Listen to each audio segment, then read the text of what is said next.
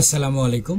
আজকের ভিডিওর আলোচ্য বিষয় হচ্ছে চ্যাট জিপিটি দ্বারা এইচটিএমএল কন্ট্যাক্ট ফর্ম ক্রিয়েট। ভিডিওটি শুধু তারাই দেখবেন যারা এইচটিএমএল কোড দ্বারা চ্যাট জিপিটি ব্যবহার করে কন্ট্যাক্ট ফর্ম তৈরি করতে চান। তো কথা না বাড়িয়ে চলুন তবে শুরু করা যাক আজকের মূল ভিডিও। আমার এই ভিডিওটি যদি কারো উপকারে আসে তবে অবশ্যই আমার এই ভিডিওটিতে একটি লাইক করবেন এবং কমেন্টস করে আপনার মতামত জানাবেন। আমার এই ভিডিওটি শুধুমাত্র তাদের জন্যই যারা এইচটিএমএল এ ব্যবহার করে কন্ট্যাক্ট ফর্ম তৈরি করতে পারেন না, তাদের জন্য। চলুন তবে মূল আলোচনায় যাওয়া যাক। প্রথমে আমরা গুগল ক্রোম ব্রাউজারের চ্যাট জিপিটি এক্সটেনশনটি আপনারা দেখতে পাচ্ছেন ওপেন করে নেব। তারপর আমরা যে কন্ট্যাক্ট ফর্মটি তৈরি করতে চাচ্ছি সেই কন্ট্যাক্ট ফর্মের ডিটেইল আমাদেরকে এই বক্সের মধ্যে লিখে দিতে হবে। চ্যাট জিপিটি ব্যবহার করে কিভাবে একটা কন্ট্যাক্ট ফর্ম তৈরি করতে হয়, যেহেতু আমি আপনাদের এটা শেখাবো তাই আমি পূর্বে থেকেই আমার যাবতীয় ইনফরমেশনগুলো একটা নোটপ্যাডে আমি টাইপ করে রেখেছি। কন্ট্যাক্ট ফর্মে কি কি থাকতে হবে, কি কি কন্টেন্ট থাকবে, কি কি লেভেল থাকবে, কন্ট্যাক্ট ফর্মের ডিজাইন কেমন হবে ইত্যাদি সব কিছু আমি একটা নোটপ্যাডে লিখে নিয়েছি। এবার চলেন আমরা দেখে আসি নোটপ্যাডে আমি কি কি ইনফরমেশনগুলো লিখেছি যেগুলো কন্ট্যাক্ট ফর্মে উল্লেখ থাকতে হবে। আমি নোটপ্যাডটি ওপেন করছি। আপনাদেরকে কন্ট্যাক্ট ফর্ম তৈরি করার জন্য চ্যাট জিপিটিতে এইভাবে লিখে দিতে হবে। আমি লিখেছি, মনে করো আমার একটা ওয়েবসাইট আছে, যারা আমার কাস্টমার আছে, আমি তাদের নিকট থেকে কিছু তথ্য সংগ্রহ করতে চাই।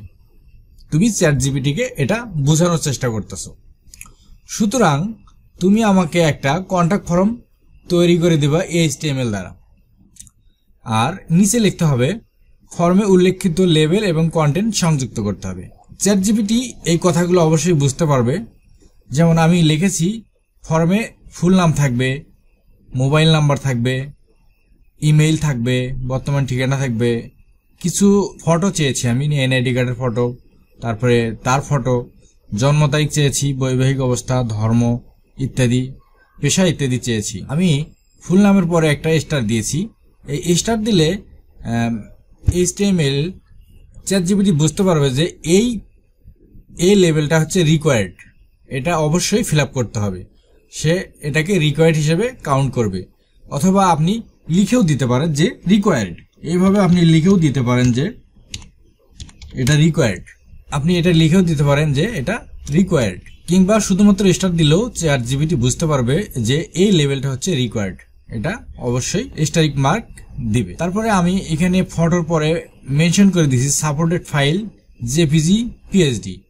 এখানে একটা ফটো ফর্মে একটা ফটো চাওয়া হয়েছে, ফটোটার ফর্ম হচ্ছে ফরম্যাট হচ্ছে জেপিজি অথবা পিডিএফ। তারপরে আমি লিখে দিয়েছি কন্টেন্ট লিখে দিয়েছি টেক্সট, মানে এখানে নামটা টেক্সটে লিখতে হবে, কন্টেন্টটা টেক্সটে লিখতে হবে।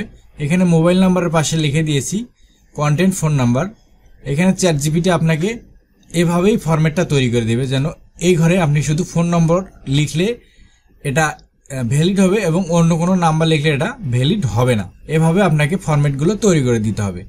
আবার ইমেইলে লিখেছি কন্টেন্ট ইমেইল। এই ইমেইলের ঘরে আপনাকে অবশ্যই ইমেইল লিখতে হবে, না হলে চ্যাট জিপিটি আপনাকে যে কন্ট্যাক্ট ফর্মটা তৈরি করে দিবে, অন্য কোনো টেক্সট যদি আপনি এখানে ইনপুট দেন তাহলে সে অ্যাকসেপ্ট করবে না, ইমেইলে আপনাকে এখানে দিতে হবে। কন্টেন্টের উদ্দেশ্য হচ্ছে এটা। এভাবে আপনারা দেখতে পাচ্ছেন আমি এখানে জন্ম তারিখে লিখে দিয়েছি, কন্টেন্ট লিখেছি ডেট অফ বার্থ রিকোয়ার্ড, বৈবাহিক অবস্থা মেনশন করে দিয়েছি মেরিড আনমেরিড ইত্যাদি। তারপরে ধর্ম মেনশন করে দিয়েছি ইসলাম, হিন্দু, আদার্স। এবং পেশার ঘরে কন্টেন্ট দিয়েছি টেক্সট, পেশা আপনার যে পেশা সেটা, মানে চ্যাট জিপিটি আপনাকে এখানে একটা টেক্সট বক্স দেবে, সেখানে আপনি আপনার পেশাটা লিখতে পারবেন। এরপরে আমি এখানে কিছু সিওর কাজ করেছি, সার্চ ইঞ্জিন অপটিমাইজেশনের কাজ করেছি। ল্যাঙ্গুয়েজ হতে হবে ইংলিশ, এটা লিখে দিয়েছি। তারপরে লিখে দিয়েছি সকল রকম মেটাট্যাগ সংযুক্ত করতে হবে, এটা হচ্ছে সিওর কাজ। এরপরে আমি কিছু সিএসএস এর কাজের জন্য এখানে কিছু বলে দিয়েছি যে ফর্মের ব্যাকগ্রাউন্ডটা আই ক্যাচিং হতে হবে, এটা একটা সিএসএস এর কাজ। তারপরে লেভেল টেক্সটগুলো বোল্ড হতে হবে ইত্যাদি বিষয় আমি সংযুক্ত করে দিয়েছি, যাতে চ্যাট জিপিটি বুঝতে পারে যে কোথায় কি করতে হবে। আপনাকে এই বিষয়গুলো সুন্দরভাবে বাংলায় লিখে দিতে হবে। যেহেতু আপনি এইচটিএমএল দ্বারা কোডিং করতে পারেন না, সুতরাং আপনি বাংলায় পারেন এই বাংলাটা আপনাকে সুন্দরভাবে HTML চ্যাটজিপিটিকে বুঝাতে হবে।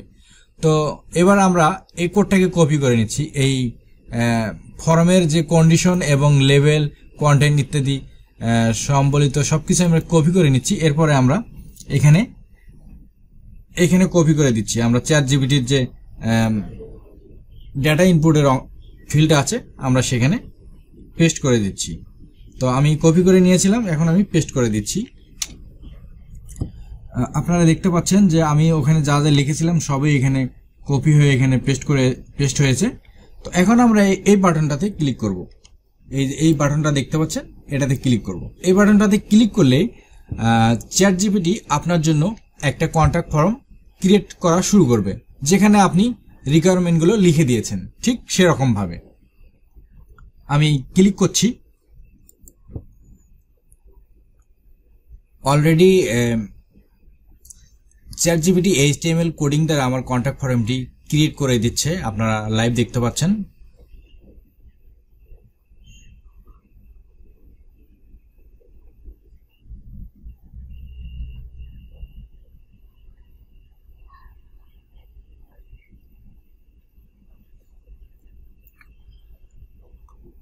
চ্যাটজিপিটি HTML কোডিং দ্বারা কন্ট্যাক্ট ফর্মটি অলরেডি ক্রিয়েট করা সম্পূর্ণ করে দিয়েছে, আপনারা দেখতে পাচ্ছেন।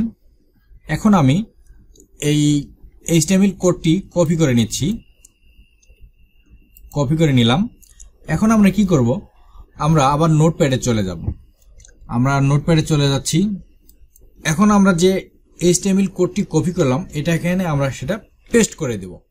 আমরা সুন্দরভাবে পেস্ট করে দিলাম, আপনারা দেখতে পাচ্ছেন। এখন আমরা এই ফাইলটা সেভ করব। এই ফাইলটা সেভ করে আমরা ফাইলে যাব, ফাইলে গিয়ে সেভ আসে যাব।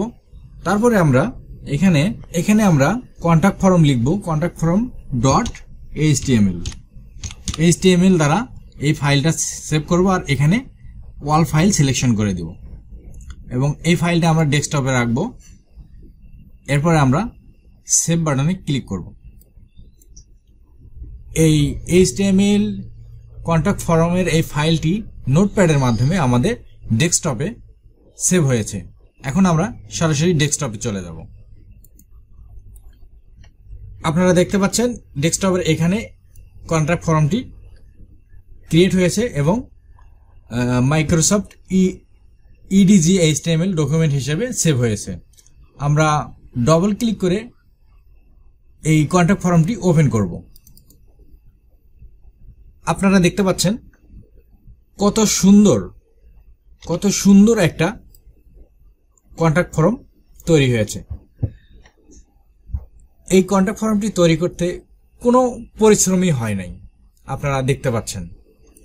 এখানে ফুল নেম এসেছে, mobile number, email, current address, NID card, তারপরে ফটো, ডেট অফ বার্থের ঘরে এসেছে, ম্যারিটাল স্ট্যাটাস, রিলিজিয়ন, অকাপশন ইত্যাদি। সবশেষে সাবমিট বাটনটি HTML কোডিং দ্বারা সুন্দরভাবে সুসজ্জিত করে দিয়েছে।